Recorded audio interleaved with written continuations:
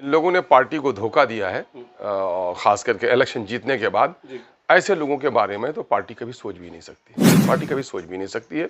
ये मैं समझता हूँ कि एक बिल में दोबारा डसा जाना ये मोमिनाना फरासत के बिल्कुल खिलाफ है। और ऐसे इनको क्या कहिए, दगा दिया इन लोगों ने। अब दगा दिया ये तस्लीम तो करते हैं, लेकिन दगाबाज कहेंगे तो उन लोगों को तकलीफ हो जाएगी। भाई अमल आपने किया, आप पूरब तरफ जा रहे हैं, मैं कहूँ पूरब का मुसाफिर, तो पूरब तरफ जा रहे हैं वहां तक ठीक है, पूरब का मुसाफिर को तो आप गलत हैं। दगा किया है, दगाबाजों की गुंजाइश नहीं है। नहीं, मजलिस इत्तेहादुल मुस्लिमीन पूरी तवानाई के साथ बिहार में असम्बली इलेक्शन 2025 के लिए तैयारी कर रही है और हम कमोबेश तमाम तर अजला में अपनी तंजीमी साख को मजबूत कर रहे हैं। कुछ अजला में हमारी कमज़ोर साख है और हम उस पर भी तवज्जो दे रहे हैं, और लाइक माइंडेड कुछ छोटी पार्टियां हैं, उनसे हमारे गठबंधन की बात भी चल रही है, और कई अहम तरीन शख्सियतें गैर मुस्लिम वो हमारी पार्टी में शामिल हो रहे हैं। और इस वक्त special membership drive, online membership का प्रोग्राम भी चल रहा है और खातिर खा नताइज हमारे बरामद हो रहे हैं। और इस वक्त लोगों ने सबको आजमाया है। मैं हुकूमत बनाने का दावा तो कभी नहीं करता, लेकिन हाँ, महरूम तबकात को इंसाफ दिलाने की लड़ाई बड़ी ईमानदारी के साथ MIM लड़ रही है। और अभी देख लें आप कि इन 17-18 सालों में नीतीश कुमार के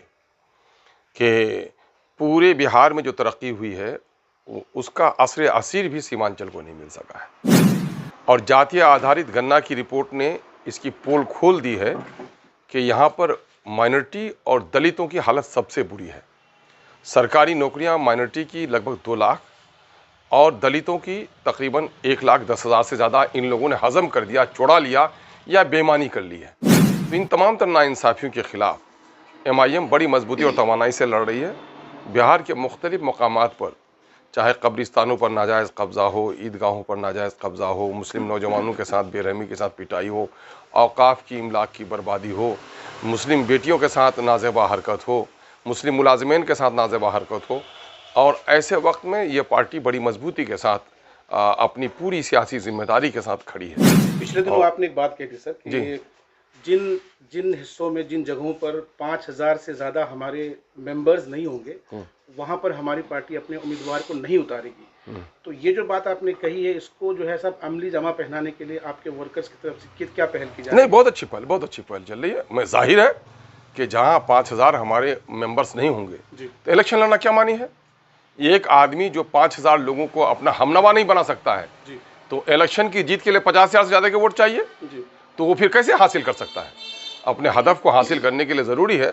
और हम लोगों ने ये भी किया है कि एक एक हल्के में कई लोग दावेदार हैं, तो आप ये भी तो बताएं कि आप कितने लोग आपके रेफरेंस से मेंबर बन रहे हैं। आपकी दावेदारी का एक बुनियादी सबूत होगा ये कि आपकी दावेदारी कितनी पक्की है। इस एतबार से हम लोग इस मुहिम को आगे बढ़ा रहे हैं। सर, पिछले दिनों एक बात आपने और कही थी कि जिनकी मेंबरशिप संख्या ज़्यादा होगी हम उनको जो है प्रायोरिटी देंगे। नहीं, मेंबर्स लेकिन हाँ। साल 2020 के विधानसभा चुनाव में हाँ। जितने लोगों ने आपकी पार्टी ज्वाइन की थी, उस वक्त आपने एक संविधान की शपथ दिलाई थी। हाँ। हालांकि जब लोगों ने जिम्मेदारी ली थी उस वक्त तो हुआ था, लेकिन बाद में उस पर अमल नहीं किया गया, या यूं कहें कि उस हिसाब से लोगों ने जो है सब तरजीह नहीं दी। उस पर क्या कहेंगे? नहीं, हम लोगों ने शपथ पहले भी दिलवाया था, आने वाले दिनों में भी शपथ लेंगे। उसमें यही बात कही गई थी कि मैं MIM का एक रुकन हूँ, उम्मीदवार बनाया गया तो ईमानदारी से इलेक्शन लड़ूंगा। अगर पार्टी ने मेरी जगह पर दूसरे को टिकट दिया तो मैं पूरे तौर पर उसकी हिमायत करूंगा। इलेक्शन के दौरान में मैं किसी दूसरे पार्टी में शामिल होने या इलेक्शन विड्रॉ करने का काम नहीं करूंगा।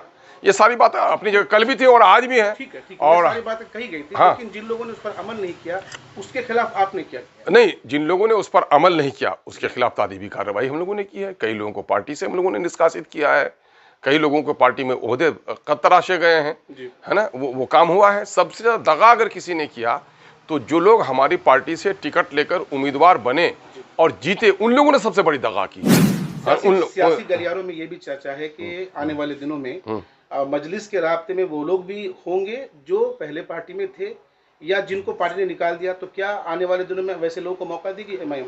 नहीं, जिन लोगों ने पार्टी को धोखा दिया है, खास करके इलेक्शन जीतने के बाद, ऐसे लोगों के बारे में तो पार्टी कभी सोच भी नहीं सकती।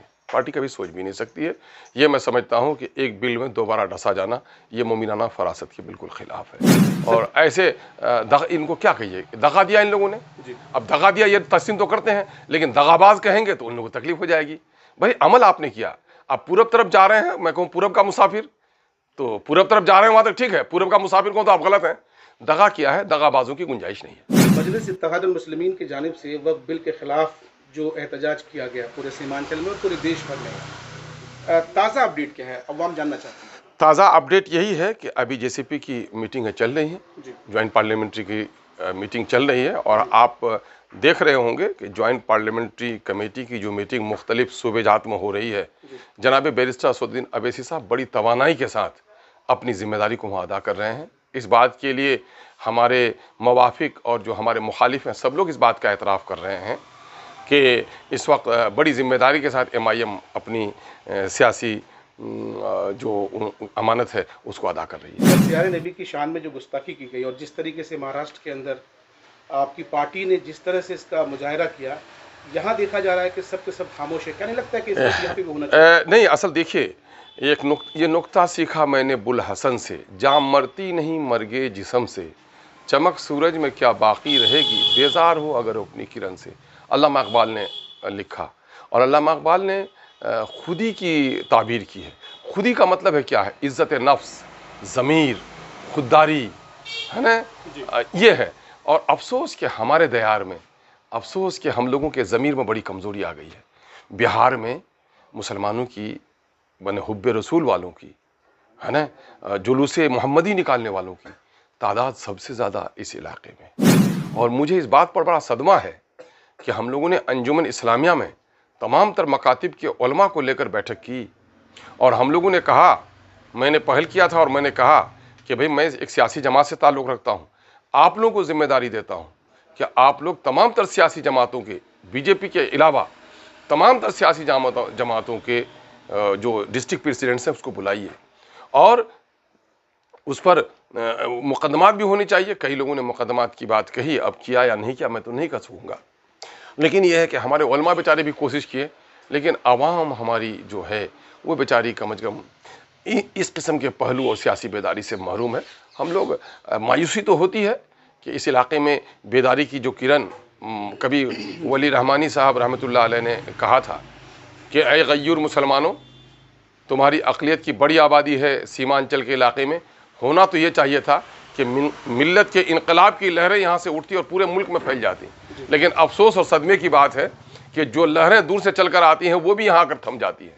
तो यकीनन है, ये तो है, हम कहेंगे कि देखिए ये गैरत का मर जाना सबसे ज़्यादा बेहिसी है, और हम लोग की गैरत में कहीं ना कहीं इसका कमज़ोरी आई है। अगर गैरत में कमज़ोरी नहीं होती तो दगाबाजों को, फ़िरका परस्तों को हम बर्दाश्त नहीं करते।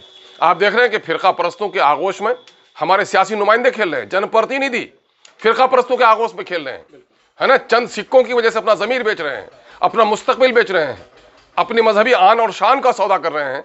तो ये तो है, और जो कुछ किया है जनाब इम्तियाज़ जलील साहब ने, मैं समझता हूँ कि पूरे मुल्क में एक इम्तियाजी शान उसने पैदा की है, और हुब्बे रसूल का जो मुजाहरा उसने किया है वो अपनी जगह पर दलील है। और जहाँ तक मेरी पार्टी के ताल्लुक से आपने सवाल किया है, वक्फ तरमीमी बिल के ताल्लुक से पार्टी ने 2 रोज़ जो एक अजीम काफ़िला यहाँ से निकाला है, तो ये मत समझिए कि सिर्फ सीमांचल में उसके असरात कौमी सतह पर हुए हैं, चूँकि हम लोगों ने उसको बेदार किया कि औकाफ के पर जो डाका डाला जा रहा है, वक्त तरमीमी बिल के ख़िलाफ़ आप अपना एजिटेशन कीजिए और अपनी मुखालिफत पेश कीजिए, इसके दूर रसना